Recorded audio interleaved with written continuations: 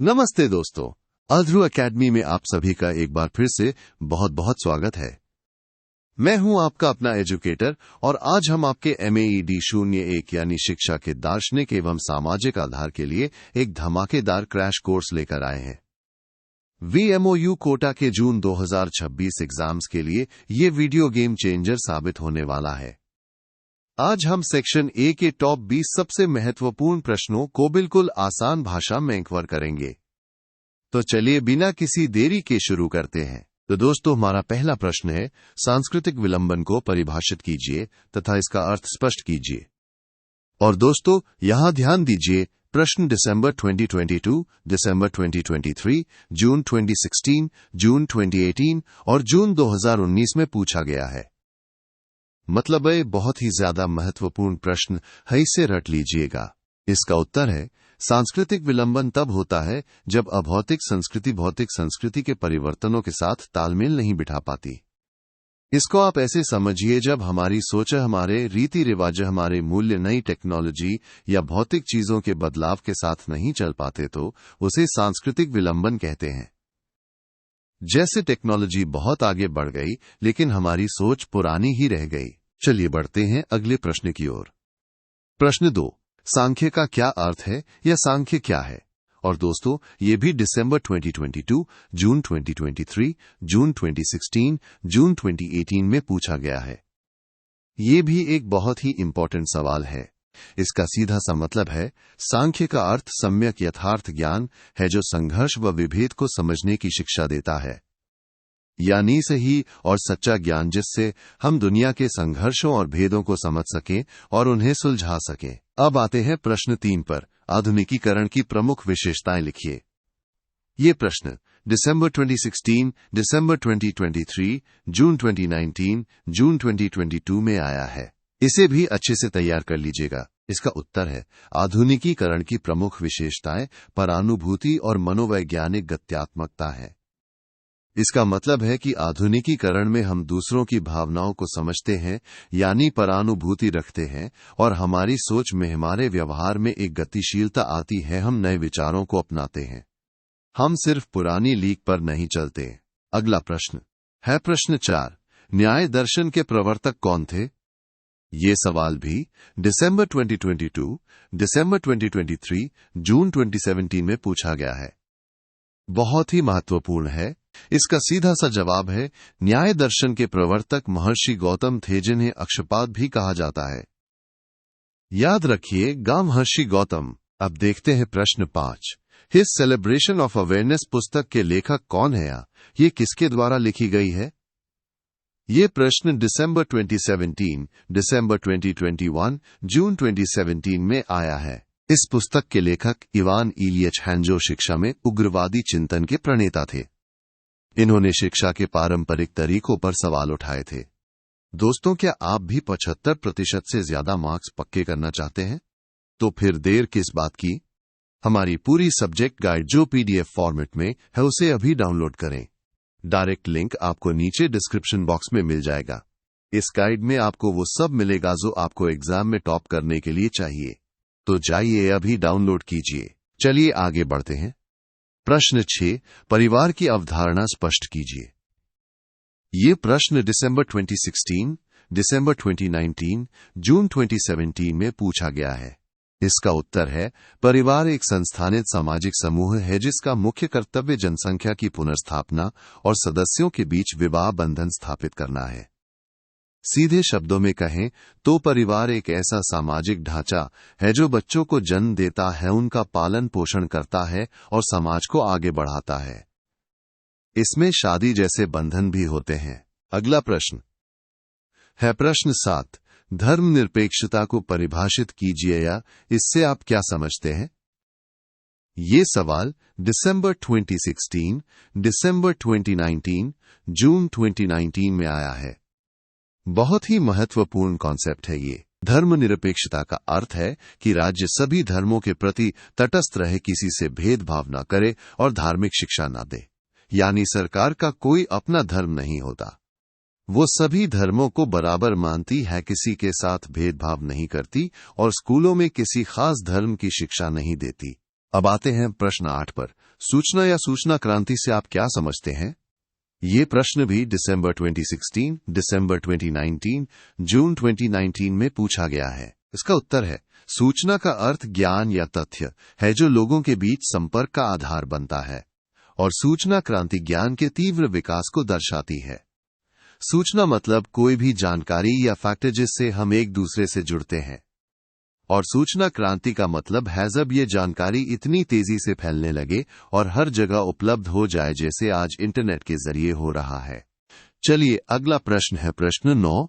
त्रिशिक्षा का क्या अर्थ है या इससे आप क्या समझते हैं? दोस्तों, ये प्रश्न दिसंबर 2022, जून 2023 और JUNDEC 2020 में पूछा गया है। ये भी बहुत इंपॉर्टेंट है। शिक्षा का अर्थ शील, समाधि और प्रज्ञा नामक 3 वर्गों में अष्टांगिक मार्गों का विवेचन है। बौद्ध दर्शन में शिक्षा का मतलब है शील यानी अच्छे आचरण, समाधि यानी एकाग्रता और प्रज्ञा यानी ज्ञान। ये तीनों मिलकर हमें अष्टांगिक मार्ग पर चलने में मदद करते हैं। अब देखते हैं प्रश्न 10। अद्वैतवाद के प्रवर्तक कौन थे? ये सवाल जून 2023, जून 2016, जून 2018 में आया है। इसका सीधा सा जवाब है, अद्वैतवाद के प्रमुख प्रवर्तक शंकराचार्य थे जिन्होंने अद्वैत दर्शन का प्रतिपादन किया। याद रखिए, गा शंकराचार्य। अगला प्रश्न 11। इस्लाम धर्म के आधारभूत सिद्धांत लिखिए। ये प्रश्न दिसंबर 2023, जून 2016, जून 2018 में पूछा गया है। इस्लाम धर्म के आधारभूत सिद्धांत कुरान, सुन्ना, इज्मा और इज्तिहाद हैं। ये इस्लाम धर्म के मुख्य स्तंभ हैं जिन पर पूरा धर्म टिका हुआ है। अब आते हैं प्रश्न 12 पर। विनोबा भावे के अनुसार गीता क्या है, या उन्होंने गीता की व्याख्या कैसे की? और दोस्तों, ये प्रश्न दिसंबर 2023, जून 2016 और जून 2024 में भी पूछा गया है। मतलब है आपके आने वाले एग्जाम के लिए सुपर डुपर इंपॉर्टेंट है। इसे तो बिल्कुल भी मत छोड़िएगा। विनोबा भावे के अनुसार गीता जीवन के सिद्धांतों को व्यवहार में लाने की कला या युक्ति है।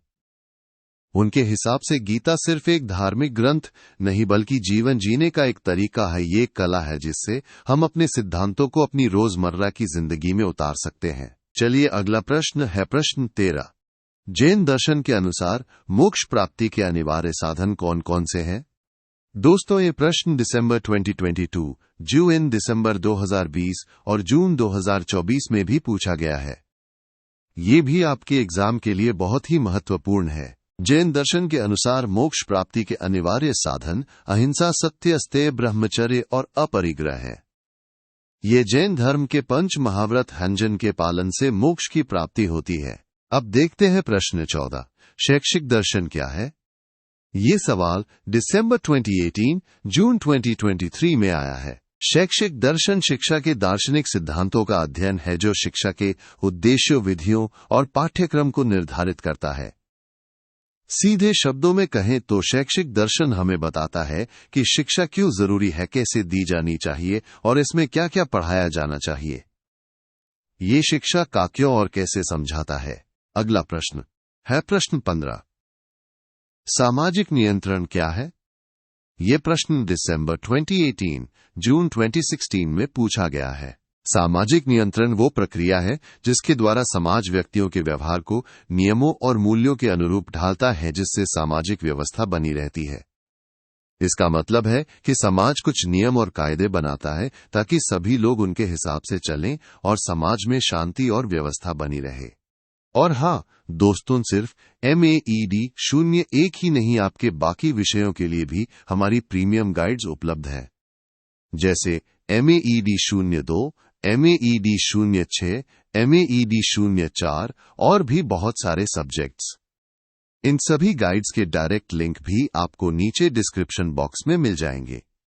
अपनी जरूरत के हिसाब से आप उन्हें भी डाउनलोड कर सकते हैं और अपनी तैयारी को और मजबूत बना सकते हैं। चलिए आगे बढ़ते हैं।